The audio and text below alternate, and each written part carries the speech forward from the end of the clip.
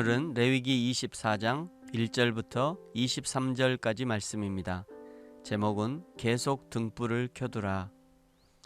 여호와께서 모세에게 말씀하여 이르시되 이스라엘 자손에게 명령하여 불을 켜기 위하여 감람을 찌어낸 순결한 기름을 네게로 가져오게 하여 계속해서 등잔불을 켜둘지며 아론은 회막 안 증거궤 휘장 밖에서 저녁부터 아침까지 여호와 앞에 항상 등잔불을 정리할지니 이는 너희 대대로 지킬 영원한 규례라.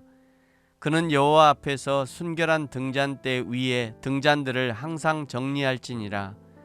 너는 고운 가루를 가져다가 떡 12개를 굽되 각 덩이를 10분의 2 에바로 하여 여호와 앞 순결한 상 위에 두 줄로 한 줄에 6씩 진설하고 너는 또 정결한 유향을 그 각 줄 위에 두어 기념물로 여호와께 화제를 삼을 것이며 안식일마다 이 떡을 여호와 앞에 항상 진설할지니 이는 이스라엘 자손을 위한 것이요 영원한 언약이니라. 이 떡은 아론과 그의 자손에게 돌리고 그들은 그것을 거룩한 곳에서 먹을지니 이는 여호와의 화제 중 그에게 돌리는 것으로서 지극히 거룩함이니라. 이는 영원한 규례니라. 이스라엘 자손 중에 그의 어머니가 이스라엘 여인이요 그의 아버지는 애굽 사람인 어떤 사람이 나가서 한 이스라엘 사람과 진영 중에서 싸우다가 그 이스라엘 여인의 아들이 여호와의 이름을 모독하여 저주함으로 무리가 끌고 모세에게로 가니라. 그의 어머니의 이름은 슬로밋이요 단지파 디브리의 딸이었더라. 그들이 그를 가두고 여호와의 명령을 기다리더니 여호와께서 모세에게 말씀하여 이르시되 그 저주한 사람을 진영 밖으로 끌어내어 그것을 들은 모든 사람이 그들의 손을 그의 머리에 얹게 하고 온 회중이 돌로 그를 칠지니라. 너는 이스라엘 자손에게 말하여 이르라. 누구든지 그의 하나님을 저주하면 죄를 담당할 것이요 여호와의 이름을 모독하면 그를 반드시 죽일지니 온 회중이 돌로 그를 칠 것이니라.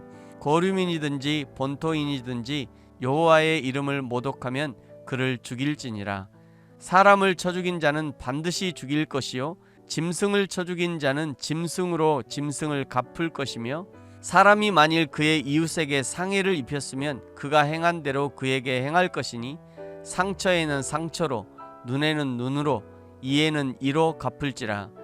남에게 상해를 입힌 그대로 그에게 그렇게 할 것이며 짐승을 죽인 자는 그것을 물어줄 것이요 사람을 죽인 자는 죽일지니 거류민에게든지 본토인에게든지 그 법을 동일하게 할 것은 나는 너희의 하나님 여호와임이니라.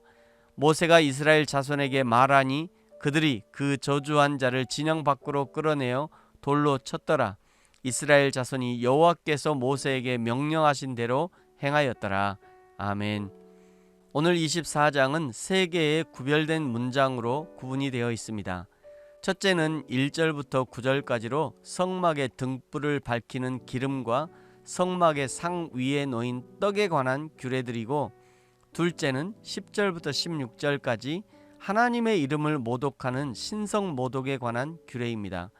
세 번째는 17절부터 23절까지 동해보복법이라고 상처에는 상처로, 눈에는 눈으로, 이에는 이로 동일하게 보복하라는 것입니다. 성막 등불 규례에서 중요한 것은 2절 하반절에 계속 등불을 켜두라는 것입니다. 계속 불을 켜두라는 명령은 하루 24시간 계속적으로 불을 켜라는 뜻이 아니라 매일 날이 어두워지기 시작하는 저녁 무렵 불을 켠 후 다음날 아침까지 그 불을 꺼뜨리지 말고 잘 점검하라는 의미입니다. 빛은 영적으로 복음을 상징하는데 이는 그리스도의 복음을 통한 하나님의 구원의 행동이 계속되고 있음과 또한 역설적으로는 성도들이 복음의 진리를 밝히는 등대구시를 해야 한다는 것을 말씀하시는 것입니다. 10절부터 하나님의 이름을 모독하면 반드시 죽이라고 하십니다. 십계명에서도 여호와의 이름을 망령되이 부르지 말라고 하시죠. 부르지 말라는 것은 하나님의 이름을 더럽히지 말라는 뜻입니다. 또한 이 말은 하나님을 부르는 자가 하나님의 호칭에 맞지 않는 삶을 사는 것을 경계하는 것입니다. 우리는 하나님을 아버지라고 부르는 사람들입니다. 하나님을 아버지로 모시고 사는 사람은 그에 걸맞는 삶을 살아야 하는 것이죠. 죄를 멀리하고 거룩한 삶을 살아야 합니다. 사랑과 섬김을 베풀고 하나님의 뜻을 이루는 삶을 살아야 하는 것이죠. 17절부터는 동해보복법이라는 규례를 말씀합니다. 사람은 20절에 상처에는 상처로, 눈에는 눈으로, 이에는 이로, 이 말을 들으면 상당히 과격한 생각이 들기도 합니다만, 그러나 이것은 피해자나 피의자를 보호하기 위한 조치입니다.